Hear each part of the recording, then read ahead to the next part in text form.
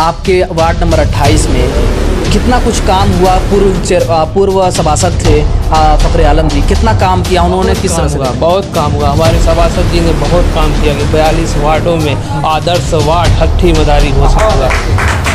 तो किसी से भी पूछ सकते हैं हट्टी मदारी, कहीं भी इंटरव्यू लेंगे ना जाके आपने हट्टी मदारी में, तो खुद ब खुद आपको बता देंगे कि यहाँ किसकी पोजीशन है, कहाँ पे लड़ाई है, किसकी की नहीं है।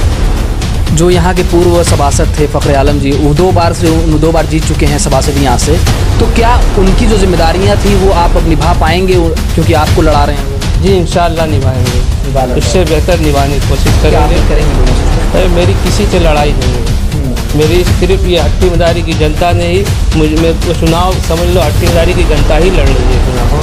अच्छा जी, तो हट्टी मदारी आप किस तरह से देख रहे हैं? क्योंकि लोगों में भी एक राय चर्चा बनी हुई थी कि एक नया चेहरा और एक युवा होना चाहिए, चाहे वो चेयरमैनी में हो चाहे सभासद हो, उससे एक विकास की तरफ रास्ता मिलता है।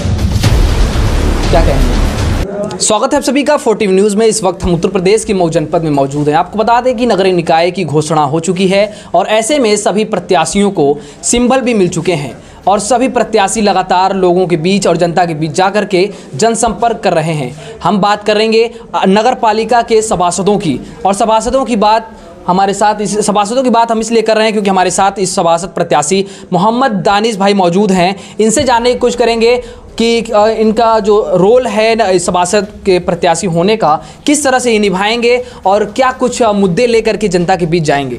सबसे पहले आपका स्वागत है और जनता आपको देख रही है। बहुत बहुत शुक्रिया आपका।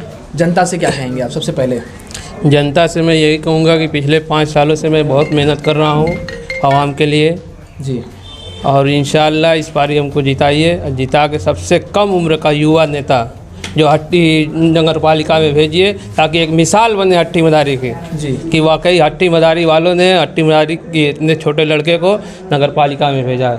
तो आप किस तरह से देख रहे हैं? क्योंकि लोगों में भी एक राय चर्चा बनी हुई थी कि एक नया चेहरा और एक युवा होना चाहिए, चाहे वो चेयरमैनी में हो चाहे सभासद हो, उससे एक विकास की तरफ रास्ता मिलता है। क्या कहेंगे? जी इसके लिए तो मैं पूरा काम करता ही हूँ मोहल्ले में। एक तरफ से कब से काम कर रहे हैं आप? अरे पिछले हम 5 साल से काम कर रहे हैं। थोड़ा सा आपका बैकग्राउंड भी जानने की कोशिश करेंगे। आप कब से क्या कुछ इस राजनीति में आपको आने तक क्या कुछ रहा, बताइए। कि मैं राजनीति में 8 साल पहले फ़खरे आलम साहब के पीछे अपना इन्हीं के वहाँ बैठते ही करते थे। फ़खरे आलम जो पूर्व सभासद हैं जी 2 बार से ये सभासद हैं। इन्होंने फिर मुझको यहाँ की जनता ने एक बार मन बना लिया कि दानिश को एक बार जिताया जाए। अब मेंबर साहब का भी कहना है नहीं, दानिश को एक बार लड़ा के इंशाअल्लाह इनको जिताओ। आपके वार्ड नंबर 28 में कितना कुछ काम हुआ। पूर्व सभासद थे फ़खरे आलम जी, कितना काम किया उन्होंने, किस तरह से? बहुत काम हुआ। हमारे सभासद जी ने बहुत काम किया कि 42 वार्डों में आदर्श वार्ड हट्टी मदारी घोषित हुआ। तो आपने अभी कहा कि आदर्श वार्ड उनको घोषित हुआ, तो आखिर क्या वजह थी कि वो चुनाव नहीं लड़ रहे हैं और आपको लड़ा रहे हैं? जी वो पिछले असेंबली का चुनाव लड़ चुके थे जी, इसीलिए इन्होंने अब मेरे काम को देखते हुए और जो हट्टी मदारी की जनता है मुझको मेरे काम को देखते हुए लोगों ने कहा, राय बनी, एक मशवरा हुआ तो कहे नहीं दानिश को लड़ाया जाए। मेरे नाम से लोग मुझको जानते हैं, वो छोटे छोटे बच्चे भी। आपने अभी कहा कि युवा प्रत्याशी हूँ मैं, तो अब ऐसे में आप युवा हैं तो किस तरह से पूरे वार्ड की जो जिम्मेदारी है उसको आप उठा पाएंगे और किस तरह से उसको लेके जाएंगे? पूरी जिम्मेदारी लेके चलते आ रहे हैं 5 सालों से। नहीं, सभासद बनने के बाद हम कह रहे हैं, अभी तो आपने बनने के बाद इंशाअल्लाह बहुत अच्छी से जिम्मेदारी निभाएंगे। क्योंकि सभासदी के लिए आपने अभी बताया कि 4 प्रत्याशी आपके वार्ड से हैं, तो चारों लगातार मेहनत कर रहे हैं, अपने लोगों से जनसंपर्क कर रहे हैं, आप भी करते होंगे। तो लेकिन जब लोगों के बीच जा रहे हैं तो क्या उनसे आपको समझ में आ रहा है, क्या उनका रुझान भी तो समझ में आता होगा कुछ? अरे मेरी किसी से लड़ाई नहीं है, मेरी सिर्फ ये हट्टी मदारी की जनता ने ही चुनाव समझ लो हट्टी मदारी की जनता ही लड़ रही है चुनाव। अच्छा जी, तो हट्टी मदारी जनता को आप संतुष्ट कर पाएंगे? पूरा संतुष्ट करेंगे, पूरा एकदम 100% संतुष्ट करेंगे जनता के बीच।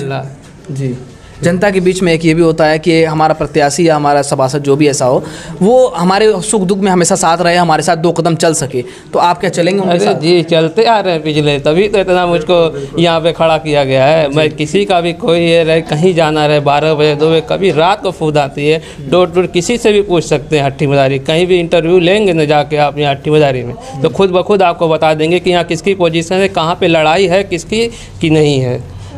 जो यहाँ के पूर्व सभासद थे फ़खर आलम जी, वो 2 बार जीत चुके हैं सभासद यहाँ से, तो क्या उनकी जो जिम्मेदारियाँ थी वो आप अब निभा पाएंगे, क्योंकि आपको लड़ा रहे हैं वो? जी इंशाल्लाह निभाएंगे, उससे बेहतर निभाने की कोशिश करेंगे।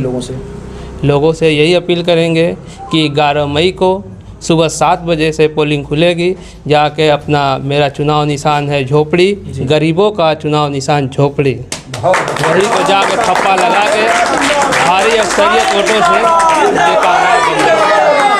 जैसा कि हमारे साथ मोहम्मद दानिश जी मौजूद थे, वार्ड नंबर 28 से सभासद पद के प्रत्याशी हैं। इन्होंने बताया कि जो यहाँ के पूर्व सभासद थे फ़खर आलम जी, उनके साथ मैंने 5 साल का अनुभव लिया है, तो इस बीच मैं अब प्रत्याशी यहाँ से वार्ड नंबर 28 से मैं प्रत्याशी हूँ और जनता मुझे मौका देगी। और जिस तरह से इन्होंने बताया सारी बातें आप तक पहुँचा दी गई है और इसी तरह आगे की अपडेट भी मैं देता रहूँगा। मैं मोहम्मद रेहान, उत्तर प्रदेश में उससे।